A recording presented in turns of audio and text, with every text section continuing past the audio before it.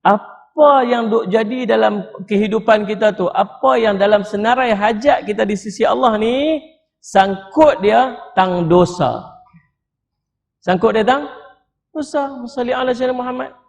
Nabi SAW cerita, tuan-tuan, salli ala sayyidina Muhammad, orang yang banyak beristighfar kepada Allah, orang yang banyak minta ampun kepada Allah, Allah akan bagi dekat dia 3 perkara. Allah akan tunaikan kepadanya 3 benda. Subhanallah, salli ala sayyidina Muhammad. Yang pertama dia apa, tuan-tuan? Allah akan membebaskan dia, Allah akan melepaskan dia daripada gundah gelisah. Hidup tak tenang, hati tak tenang, subhanallah. Rupa-rupanya hati tak tenang ni disebabkan oleh dosa. Hidup tak seronok, Masya Allah Rabbi, tuan-tuan, ada saja benda yang menimpa dia, ada saja masalah dalam hidup dia ni. Benda serabut dalam hati ni rupa-rupanya punca dia dosa. Kalau boleh lepas tang dosa ni, maka dia akan dapat satu benda yang nama dia qalbun sakinah, hidup tenang. Yang kedua, orang yang banyak beristighfar kepada Allah. Ni sebut package ni.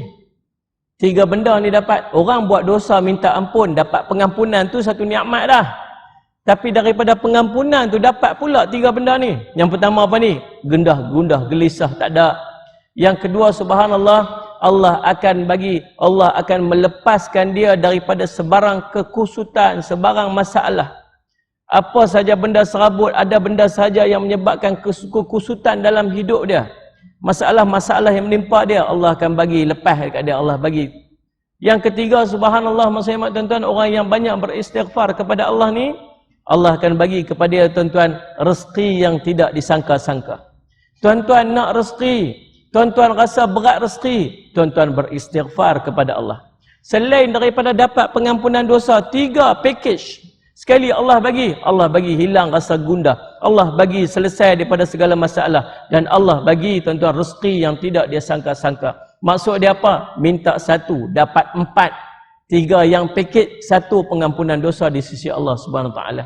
Rupa-rupanya dalam hidup kita yang masalah duk serabut, yang anak-anak pinak banyak masalah, yang rezeki tak berkat, yang duit tak tahu pergi mana, yang macam tu macam ni, yang duduk dalam hidup kita ni, rupa-rupanya disebabkan oleh dosa-dosa. Sebab tu benda paling utama ialah pengampunan dosa di sisi Allah Subhanahu Wa Taala.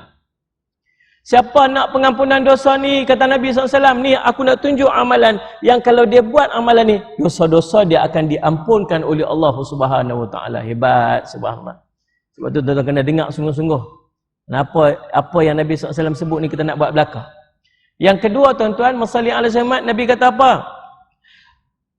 Wa yarfa'u bihi darajat. 1 dapat pengampunan dosa, 1 lagi dia akan diangkat darjat di sisi Allah. Allah Rabbi subhanahu. Ini satu benda yang sangat penting dalam hidup. Apa sahaja yang Nabi SAW sebut tentang amalan yang akan mengangkat darjat, tuan-tuan buat. Tuan-tuan jangan lepas. Sebab pentingnya darjat. Salli ala sayyidina Muhammad.